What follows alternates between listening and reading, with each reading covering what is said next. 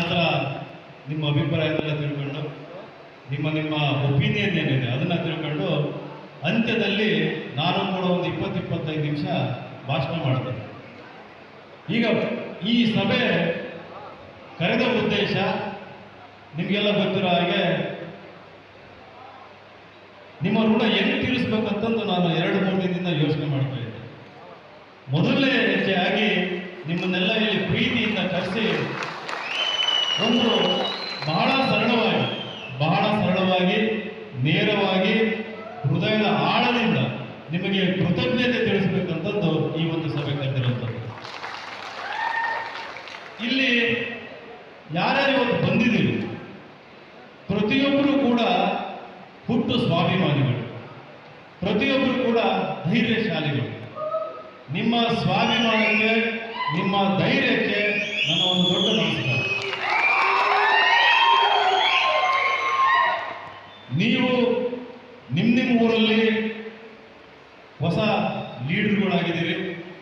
ಯಾರು ತೆರೆ ಮೇಲಿದ್ರಿ ಅವರು ಆಚೆ ಬಂದು ಹೊಸ ನಾಯಕತ್ವ ವಹಿಸಿಕೊಂಡಿದ್ದೀರಿ. ಈ ಒಂದು ಚುನಾವಣೆ ನಾನು ನನ್ನ ಎಲ್ಲ ಭಾಷಣದಲ್ಲಿ ಮುಂಚೆ ಹೇಳಿದಂಗೆ ಒಂದು ಹೊಸ ನಾಯಕತ್ವಕ್ಕೆ ಕಾರಣ ಆಗಬೇಕು ಅಂತ. ಇಲ್ಲಿ ಕೇವಲ ಜಿ.ವಿ. ವಿನಯ್ ಕುಮಾರ್ ನಾಯಕ ಬಂದಿರಲಿಲ್ಲ. ಇಲ್ಲಿ ಜಿ.ವಿ. ವಿನಯ್ ಕುಮಾರ್ ಸಮಾಜದಲ್ಲಿನ ಎಲ್ಲ ಜಾತಿಗಳಲ್ಲಿ ಎಲ್ಲ ವರ್ಗಗಳಲ್ಲಿ ಹೊಸ ನಾಯಕರು ಸೃಷ್ಟಿಯಾಗಬೇಕು ಅಂತ ಬಂದಿದ್ದ ಒಬ್ಬ ಸಣ್ಣ ಏಜೆಂಟ್ ಅಷ್ಟೇ.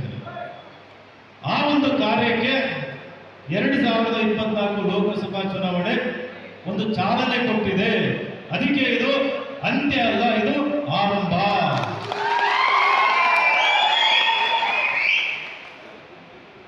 ನಾವು ಈ ಚುನಾವಣೆನ ಬಹಳ ಹತ್ತಿರದಿಂದ ನೋಡಿದ್ದೀವಿ. ನೀವೆಲ್ಲರೂ ಹತ್ತಿರದಿಂದ ನೋಡೋದಲ್ಲ, ಅದರ ಒಂದು ಭಾಗ ಆಗಿದ್ರಿ, ಅದನ್ನು ಅನುಭವಿಸಿದ್ದೀವಿ.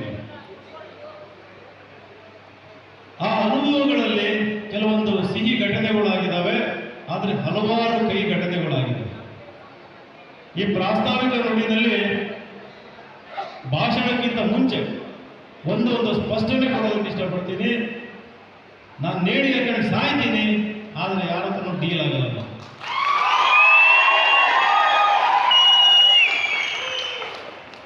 ನಾನು ನೇಡ ಕಡೆ ಸಾಯ್ತೀನಿ, ಆದರೆ ನನ್ನ ನಂಬಿದವ್ರನ್ನ ಯಾವತ್ತೂ ಕೈ ಬಿಡಲ್ಲ. ಇಲ್ಲಿ ಯಾರಿಗೂ ನ್ಯೂಟ್ರಲ್ ಆಗಿಲ್ಲ, ಯಾರ ಜೊತೆನೂ ಡೀಲ್ ಆಗಿಲ್ಲ. ಒಬ್ಬ ಹೋರಾಟ ಮಾಡೋ ವ್ಯಕ್ತಿನ ಏಕಾಂಗಿ ಮಾಡಿ ಆತನನ್ನು ಮುಗಿಸೋದಕ್ಕೆ ಯಾವ ರೀತಿ ಒಂದು ಕೆಲಸ ಮಾಡಬೇಕಿತ್ತು, ಅದು ಕ್ರೂರವಾಗಿರ್ಬೋದು, ಅಡ್ಡದಾರ ಹಿಡಿದಿರ್ಬೋದು, ವಾಮಮಾರ್ಗದಿಂದ ಬಂದಿರ್ಬೋದು, ಯಾವ್ಯಾವ ಅಸ್ತ್ರ ಬಳಸಬೇಕಾಗಿತ್ತು, ಪ್ರತಿಯೊಂದು ಬತ್ತಳಿಕೆಯಲ್ಲಿರುವ ಪ್ರತಿಯೊಂದು ಅಸ್ತ್ರ ನನ್ನ ಮೇಲೆ ಪ್ರಯೋಗ ಆಗಿದೆ. ಆದರೂ ಕೂಡ ನಿಮ್ಮ ಮುಂದೆ ಇವತ್ತು ಸ್ವಾಭಿಮಾನಿಯಾಗಿ ಜೀವಂತವಾಗಿ ನಕ್ಕಂತ ನಿಮ್ಮ ಮುಂದೆ ಬಂದ ನಿಂತಿದೆ. ಅದು ಅನುಭವಿಸಿದ್ರೆ ನನಗೆ ಗೊತ್ತು. ಇವತ್ತು ನನ್ನ ಜಾಗದಲ್ಲಿ ನಿಂತು ಯೋಚನೆ ಮಾಡೋ ಶಕ್ತಿ ಎಲ್ಲರಿಗೂ ಇರೋಲ್ಲ. ಒಂದು ಗ್ರಾಮ ಪಂಚಾಯತಿ ಚುನಾವಣೆ ಮಾಡೋರಿಗೆ ಅದ್ರ ನೋವು ಗೊತ್ತಿರ್ತದೆ, ಅನುಭವ ಗೊತ್ತಿರ್ತದೆ. 250 ಗ್ರಾಮ ಪಂಚಾಯತಿಗಳನ್ನು ಒಳಗೊಂಡ ಈ MP ಚುನಾವಣೆನ ಒಬ್ಬ ವ್ಯಕ್ತಿ ಜೀವನದಲ್ಲಿ ಎಷ್ಟು ಒತ್ತಡಗಳನ್ನು ಸಹಿಸ್ಕೋಬಹುದು, ಎಷ್ಟು ನೋವುಗಳನ್ನು ಸಹಿಸ್ಕೋಬಹುದು, ಅವೆಲ್ಲವನ್ನೂ ಕೂಡ ಒಂದು ಬ್ರೈನ್ ಈ ಕಳೆದ 3 ತಿಂಗಳಲ್ಲಿ ಎಲ್ಲದನ್ನೂ ಅನುಭವಿಸಿದೆ. ಒಬ್ಬ ರಾಜ್ಯದ ಮುಖ್ಯಮಂತ್ರಿ ಬಂದು ನಿಮಗೆ ವಿನಯ್ ಕುಮಾರ್ ಬೇಕಾ, ನಾನು ಬೇಕಾ ಅಂತ ಹೇಳೋ ಲೆವೆಲ್ಲಿ ನನ್ನ ಜಾಗದಲ್ಲಿ ಯಾರೋ ಬೇರೆ ಇದ್ದಿದ್ರೆ ಓಡೋಗ್ಬಿಡೋದು. ಆ ಕ್ಷಣದಲ್ಲಿ ಅಲ್ಲೋ ಈ ಕಾಜಿ ಬುದ್ಧಿ ಇಲ್ಲ, ತಪ್ಪಾಯ್ತು ಏನೋ ಅಂತ ಕೇಳ್ಕೊಂಡ್ಬಿಡೋರು. ಆದರೂ ಕೂಡ ಅದೇ ದಿನ ಮಧ್ಯಾಹ್ನ ಹೋಗಿ ನಾನು ಆಜಾದ್ ನಗರದಲ್ಲಿ ಒಂದು ದೊಡ್ಡ ರ್ಯಾಲಿ ಮಾಡ್ತೀನಿ.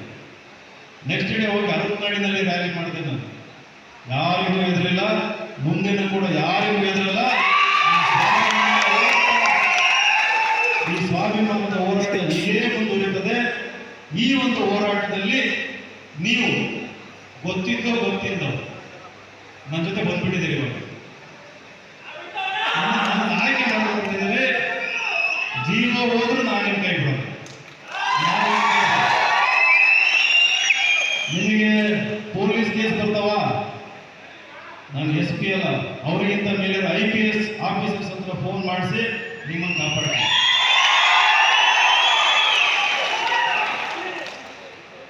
ನಿಮಗೆ ದಬ್ಬಾಳಿಕೆ ಆಗ್ಬೋದು, ಮುಂದಿನ ದಿನದಲ್ಲಿ ಶೋಷಣೆ ಆಗ್ಬೋದು, ಏನಾದರೂ ಆಗ್ಬೋದು.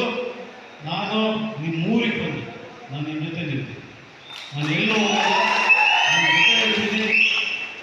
ಇವತ್ತು ನಾನು ಮಾತಾಡೋದಕ್ಕಿಂತ ಜಾಸ್ತಿ ನಿಮ್ಮಲ್ಲಿ ಏನಿದೆ ಅನ್ನೋದನ್ನು ತಿಳ್ಕೊಳ್ಳೋದಕ್ಕೆ ಬಹಳ ಕುತೂಹಲದಿಂದಿದ್ದೀನಿ. ನಿಮಗೆ ಗೊತ್ತಿರೋ ಹಾಗೆ ಈ ಚುನಾವಣೆಯಲ್ಲಿ ಯಾರು ಎಷ್ಟು ಹಣದ ಹೊಳೆ ಹರಿಸಿದ್ರು, ಯಾವ ಪಕ್ಷ ನ್ಯೂಟ್ರಲ್ ಆಯಿತು, ಯಾವ ಪಕ್ಷ ಯಾರ ಜೊತೆ ಡೀಲ್ ಮಾಡ್ಕೊಂಡು, ನಿಧಾನವಾಗಿ ಎಲ್ಲ ವಿವರಗಳು ಬರ್ತವೆ. ಮುಂದಿನ ದಿನದಲ್ಲಿ ಎಲ್ಲ ವಿವರಗಳು ಬರ್ತವೆ. ಬಿಜೆಪಿ ನ್ಯೂಟ್ರಲ್ ಆಗಿದ್ದು ಎಲ್ಲರಿಗೂ ಗೊತ್ತಿರೋ ವಿಚಾರ. ಬಿಜೆಪಿ ಯಾಕೆ ನ್ಯೂಟ್ರಲ್ ಆಯಿತು ಅನ್ನೋದು ಕೂಡ ಗೊತ್ತಿರುವಂತಹ ವಿಚಾರ ಇದೆ. ಇಲ್ಲಿ ನ್ಯೂಟ್ರಲ್ ಆಗಿದ್ದು ಒಬ್ಬ ವ್ಯಕ್ತಿ ಅಲ್ಲ, ವಿನಯ್ ಕುಮಾರ್ ಅಲ್ಲ, ಒಂದು ರಾಷ್ಟ್ರೀಯ ಪಕ್ಷ. ದಾವಣಗೆರೆಯಲ್ಲಿ ನ್ಯೂಟ್ರಲ್ ಆಗಿದ್ದು ಒಂದು ರಾಷ್ಟ್ರೀಯ ಪಕ್ಷ. ಯಾರನ್ನ ಗೆಲ್ಲಿಸೋದಕ್ಕೆ, ಯಾರನ್ನ ಯಾಕೆ ಗೆಲ್ಲಿಸೋದಕ್ಕೆ, ಯಾವ ಕಾರಣಕ್ಕೆ ಗೆಲ್ಲಿಸೋದಕ್ಕೆ ಅಂತ ನೀವು ಯೋಚಿಸುವಷ್ಟು ಶಕ್ತಿ ನಿಮಗೆಲ್ಲ ತಿಳ್ಕೊಂಡು ಅದನ್ನು ನಾನು ವೇದಿಕೆ ಮೇಲೆ ಹೇಳಬೇಕಾಗಿಲ್ಲ. ಈಗ ಇಂಥ ಒಂದು ಮಹಾ ಚುನಾವಣೆಯಲ್ಲಿ ಆದ ಅನುಭವ ಎಷ್ಟು ಅಂತಂದ್ರೆ, ಮುಂದಿನ ದಿನ ಆ ಅನುಭವನ ಉಪಯೋಗಿಸ್ತೀವಿ. ಇವತ್ತು ನನ್ನ ಕೈ ಹಿಡಿದಿರುವಂತ ಯಾರು ಬಂದಿದ್ದೀರಿ ಪ್ರತಿಯೊಬ್ಬರಿಗೂ ಕೂಡ ಮುಂದಿನ ದಿನದಲ್ಲಿ ನಾನು ಯಾವ ರೀತಿ ನಿಮ್ಮ ಜೊತೆ ಇರಬೇಕು, ಯಾವ ರೀತಿ ನಿಮ್ಮ ಬೆಂಬಲಕ್ಕೆ ನಿಲ್ಲಬೇಕು, ಯಾವ ರೀತಿ ನಿಮ್ಮಲ್ಲಿ ಹೊಸ ಲೀಡರ್ಗಳು ಪಂಚಾಯತಿ ಮಟ್ಟ ಇರ್ಬೋದು, ಜಿಲ್ಲಾ ಪಂಚಾಯತಿ ಇರ್ಬೋದು, ಕಾರ್ಪೊರೇಟರ್ ಇರ್ಬೋದು, ಕೌನ್ಸಿಲರ್ ಎಲೆಕ್ಷನ್ ಇರ್ಬೋದು, ಮುಂದೆ ಬರೋ MLA ಎಲೆಕ್ಷನ್ ಇರ್ಬೋದು. ನಾನು ಆಲ್ರೆಡಿ ಇದ್ರ ಬಗ್ಗೆ ಬಹಳ ಯೋಚನೆ ಮಾಡ್ತಾ ಇದ್ದೀನಿ, ನನ್ನ ಭಾಷಣದಲ್ಲೆಲ್ಲ ಹೇಳ್ತೀನಿ. ಈಗ ಈ ಒಂದು ಸಭೆ ಇದು ಕೂಡ ಒಂದು ಐತಿಹಾಸಿಕ ಸಭೆ ಅಂತ. ಯಾಕೆ ಅಂತಂದ್ರೆ ನಾನೇನು ಗೆದ್ದಿಲ್ಲ, ಸೋತಿಲ್ಲ, ಎಲೆಕ್ಷನ್ ರಿಸಲ್ಟ್ ಇನ್ನೂ ಬಂದಿಲ್ಲ. ಆದರೆ ಎಲೆಕ್ಷನ್ ಮುಗಿದು 2 ದಿನಕ್ಕೆ ನಿಮ್ಮನ್ನೆಲ್ಲ ಕರೆಸಿ ಕೃತಜ್ಞತೆಯನ್ನು ತಿಳಿಸುವಷ್ಟು ಮಾನವೀಯತೆ ನಾನು ಬೆಳೆಸ್ಕೊಂಡಿದ್ದೀನಿ. ಇದು ಈ ಒಂದು ಮಾನವೀಯತೆ ಇನ್ನೊಬ್ಬರಲ್ಲೂ ಬರಬೇಕು ಅನ್ನೋದು ನನ್ನ ಉದ್ದೇಶ. ನಾವಿದು ಅನೌನ್ಸ್ ಮಾಡಿದ ಮೇಲೆ ನಿನ್ನೆ ಕಲ್ಲೇಶ್ವರ ಮೇಲಲ್ಲಿ ಇದೇ ರೀತಿ ಸಭೆ ಆಗಿದೆ. ಹಿಂದೆಂದೂ ನಡೆಯದ ಕೃತಜ್ಞತೆ ಸಭೆ ನಿನ್ನೆ ದಾವಣಗೆರೆ ದಕ್ಷಿಣ ಲೋಕಸಭಾ MLA ಕ್ಷೇತ್ರದ ಮುಖಂಡರನ್ನು ಕರೆಸಿ ಅವರು ಕೂಡ ಧನ್ಯವಾದ ಹೇಳಿದ್ದಾರೆ. ಅದು ನನ್ನ ಗೆಲುವು ಅಂತ ಭಾವಿಸ್ತೀನಿ. ನಾವು ಈ ಹೋರಾಟದ ಮೂಲಕ ಇನ್ನೊಬ್ಬರದ್ದು ದುರಹಂಕಾರ ಇಳಿಸಿದ್ದೀವಿ, ಅವರ ಕಳ್ಳ ದುಡ್ಡು ಹೊರ ಮಾಡಿದ್ದೀವಿ. ಅದು ಜನಗಳಿಗೆ ತಲುಪೋ ಥರ ಮಾಡಿದ್ದೀವಿ. ಇಷ್ಟೆಲ್ಲ ಮಾಡಿ ಇವತ್ತು ಕಾಂಗ್ರೆಸ್ BJP ಮಾತಾಡ್ತಿರೋದೇನಪ್ಪ ಅಂತಂದ್ರೆ, GB ವಿನಯ್ ಕುಮಾರ್ ₹1 ಹಂಚಿದಂಗೆ 3 ಲಕ್ಷಕ್ಕಿಂತ ಜಾಸ್ತಿ ಓಟ್ ತಗೊಳ್ತಾರೆ. ಇದು ಅದೇ ಜನ ಹೇಳ್ತಾ ಇದ್ದಿದ್ದು 25,000 50,000 ತಗೊಂತಾನೆ ಅಂತ. ಇವತ್ತು ಅವರೇ ಮಾತಾಡಬೇಕು. ಅವನಿಗೆ ಕನಿಷ್ಠ 2 ಲಕ್ಷ ಬರ್ತದೆ, 3 ಲಕ್ಷ ಮುಟ್ಟೆ ಕೊಡ್ತಾನೆ ಅಂತಂದು ಅವ್ರು ಮಾತಾಡ್ಕೊಂತಾರೆ. ಇದು ಪ್ರಜಾಪ್ರಭುತ್ವದ ಗೆಲುವು, ಇದು ನಿಮ್ಮೆಲ್ಲರ ಗೆಲುವು. ಇದು ಸಾಧ್ಯ ಆಗಿದ್ದು ನನ್ನಿಂದ ಅಲ್ಲ. ಇಲ್ಲಿ ಎಷ್ಟು ಜನ ಕೂತಿದ್ದಾರೆ, ಪ್ರತಿಯೊಬ್ಬರಿಂದಲೂ ಇದು ಸಾಧ್ಯ ಆಗಿರುತ್ತೆ. ಇದು ಪ್ರತಿಯೊಬ್ಬರು ಯಾರು ಬಂದಿದ್ದೀರಲ್ಲ ನಿಮ್ಮಿಂದಲೇ ಸಾಧ್ಯ ಆಗಿರುತ್ತೆ. ನೀವು ಆ ನೋವನ್ನು ಕೂಡ ನಿಮ್ಮ ಊರಲ್ಲಿ ಓಡಾಡ್ದಂಗೆ, ಜನಗಳ ಹತ್ರ ಮಾತಾಡ್ದಂಗೆ, ಅವ್ರ ಕೈ ಕಾಲ ಬೇಡಿ, ಇಲ್ಲರಪ್ಪ ಓಟ್ ಹಾಕ್ರಿ, ಸಿದ್ದರಾಮಯ್ಯನವ್ರು ಹಂಗೆ ಹೇಳಿರ್ಬೋದು, ಇಲ್ಲಿ ಹಂಗಾಗಿರ್ಬೋದು, ಹಿಂಗಾಗಿರ್ಬೋದು, ಆದರೂ ವಿನಯ್ ಕುಮಾರ್ ಓಟ್ ಹಾಕಿ ಅಂತ ನೀವೇನು ಹೇಳಿದ್ರಲ್ಲ, ಇದನ್ನು ನಿಜವಾಗ್ಲೂ ಕೂಡ ಜೀವನದಲ್ಲಿ ಋಣಬೇಕಲ್ಲ. ಒಬ್ಬ ರಾಜಕಾರಣದಲ್ಲಿ ಒಂದು 10 ತಿಂಗಳಿಂದ ಬಂದಂತ ಒಬ್ಬ ವ್ಯಕ್ತಿಗೆ ಅಂದ್ರೆ ಇದು ಯಾವ ರೀತಿ ಸಂಬಂಧ ಅಂತಂದ್ರೆ ಇದನ್ನ ಪದಗಳಲ್ಲಿ ವರ್ಣಿಸಕ್ಕಾಗಲ್ಲ. ಇದು ಆ ವ್ಯಕ್ತಿನ ಬೆಳೆಸಬೇಕು, ಆ ವ್ಯಕ್ತಿಯ ಒಂದು ಹೆಸರು ಉಳಿಸ್ಬೇಕು. ನೀವು ಇಲ್ಲೆಲ್ಲ ಓಟ್ ಹಾಕ್ಸಿದ್ದು ನಾವು ಕಾಂಗ್ರೆಸ್ BJP ಬುದ್ಧಿ ಕಲ್ಸಕ್ಕಲ್ಲ, GB ವಿನಯ್ ಕುಮಾರ್ನ ಬೆಳೆಸ್ಬೇಕಂತಂದು, GB ವಿನಯ್ ಕುಮಾರ್ನ ಬೆಳೆಸ್ಬೇಕಂತಂದು. ಹಂಗಾಗಿ ಪ್ರಪಂಚದಲ್ಲಿ ಯಾವುದೇ ಶಕ್ತಿ ಬಂದರೂ ಕೂಡ ನಾನು ಇಲ್ಲಿ ಕದ್ದಲ್ಲ, ಇಲ್ಲಿಂದ ಬಿಟ್ಟು ಹೋಗಲ್ಲ. ಹಾಗಾಗಿ ನಿಮ್ಮ ಜೊತೆ ಸದಾ ಇರ್ತೀನಿ.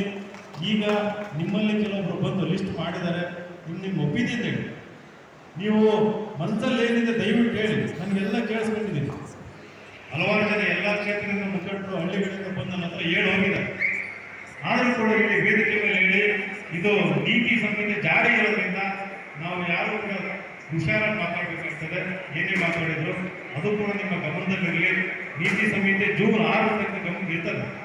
ಹಾಗಾಗಿ ಮುಂದಿನ ದಿನ ನಾವೇನು ಮಾಡಬೇಕು, ಮುಂದಿನ ದಿನಗಳಲ್ಲಿ ನಮ್ಮ ನಡೆ ಹೇಗಿರಬೇಕು, ನಾನು ಯಾವ ರೀತಿ ಈ ಕ್ಷೇತ್ರದಲ್ಲಿರಬೇಕು, ಯಾವ ಕ್ಷೇತ್ರ ಆಯ್ಕೆ ಮಾಡ್ಕೋಬೇಕು, ನಿಮ್ಮ ಜೊತೆ ಯಾವ ರೀತಿ ನಾನು ಕೈ ಜೋಡಿಸ್ಬೇಕು, ನಿಮ್ಮ ಮನಸ್ಸಲ್ಲಿ ಏನಿದೆ ದಯವಿಟ್ಟು ನಾವು ಹಿಂದೆ ಆಗಿದ್ದನ್ನು ಬಿಟ್ಟು ಅದರಿಂದ ಏನು ಪಾಠ ಕಲಿತು ಮುಂದಿನ ದಿನಗಳಲ್ಲಿ ನಾವು ಯಾವ ರೀತಿ ನಡ್ಕೋಬೇಕು, ಯಾವ ರೀತಿ ನಾವು ಜನಗಳ ಸಂಪರ್ಕ ಇರ್ಬೋದು, ಒಂದು ಜನಗಳ ಒಂದು ಏನಿದೆ ರಾಜಕೀಯ ಚಟುವಟಿಕೆ ಇರ್ಬೋದು, ಅದರಲ್ಲಿ ಭಾಗವಹಿಸಬೇಕು ಅಂತಂದು ನೀವು ಈಗ ನನಗೆ ಇಲ್ಲಿ ಬಂದು ಮಾರ್ಗದರ್ಶನ ಕೊಡಿ. ನಾನು ಅದನ್ನೆಲ್ಲ ಕೇಳಿಸ್ಕೊಳ್ತೀನಿ. ಅದಾದಮೇಲೆ ಅಂತ್ಯದಲ್ಲಿ ಒಂದು 20-25 ನಿಮಿಷ ನನ್ನದೇ ಆದ ಒಂದು ಭಾಷಣ ಕೊಡ್ತೀನಿ ಅಂತ ಹೇಳಿ ಮತ್ತೊಮ್ಮೆ ಇಷ್ಟೊಂದು ಪ್ರೀತಿ ತೋರಿಸಿ ನೋಡ್ರಿ, ಇಷ್ಟೊಂದು ಜನ ಬಂದಿದೆ. ಕೇವಲ ಒಂದು ವಾಟ್ಸಪ್ ಮೆಸೇಜ್ ಇಷ್ಟೊಂದು ಜನ ಬಂದಿದ್ದೀರಿ ಅಂತಂದ್ರೆ ಈ ಕ್ಷೇತ್ರದಲ್ಲಿ ನಮ್ಮ ಷಣ್ಮುಖ ಅಂತಂದು ನಮ್ಮ ಹದಡಿ ಅವರು ವಾಟ್ಸಪ್ ಮೆಸೇಜ್ ಹಾಕಿದ್ದಾರೆ. ಹದಡಿ ಗ್ರಾಮ ಪಂಚಾಯತಿ ಉಪಾಧ್ಯಕ್ಷರು, ದಾವಣಗೆರೆಯಲ್ಲಿ ಧರ್ಮ ಸ್ಥಾಪನೆಯ ಕಾರ್ಯ ಪ್ರಾರಂಭ ಆಗಿದೆ.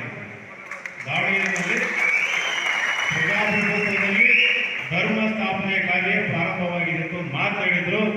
ಆ ಕಾರ್ಯಕ್ಕೆ ನಾವೆಲ್ಲರೂ ಕೂಡ ಕಾರಣೀಭೂತರಾಗಿದ್ದೇವೆ.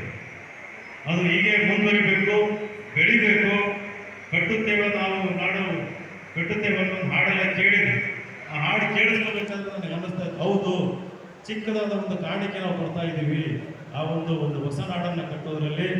ಆ ದಾವಣಗೆರೆಯಲ್ಲಿ ನಾವು ಇಷ್ಟೊಂದು ಮನಸ್ಸು ಮಾಡಿ ಇಷ್ಟೊಂದು ಹೋರಾಟ ಮಾಡಿ ಇಲ್ಲಿ ತನಕ ಬಂದಿದ್ದೀವಿ. ಇದು ಇಲ್ಲಿ ಅಂತ್ಯ ಆಗೋದು ಬೇಡ. ನಾನು ಇದರ ಸಾರಥ್ಯ ವಹಿಸ್ಕೊತೀನಿ, ನೇತೃತ್ವ ಅಂತ ಹೇಳಲ್ಲ, ನಾನು ಇದರ ಸಾರಥ್ಯ ವಹಿಸ್ಕೊತೀನಿ. ನೀವೆಲ್ಲ ನಮ್ಮ ಜೊತೆಗಿರಿ. ಈಗ ನೀವೆಲ್ಲ ಒಬ್ಬೊಬ್ಬರಾಗಿ ಬಂದು ನಿಮ್ಮ ಅಭಿಪ್ರಾಯ ಹೇಳಿ ಅಂತ ಹೇಳಿ ನನ್ನ ಪ್ರಾಸ್ತಾವಿಕ ನುಡಿ ಮುಗಿಸ್ತಾ ಇದ್ದೀನಿ. ಮತ್ತೊಮ್ಮೆ ಧನ್ಯವಾದ. ನಮಸ್ಕಾರ.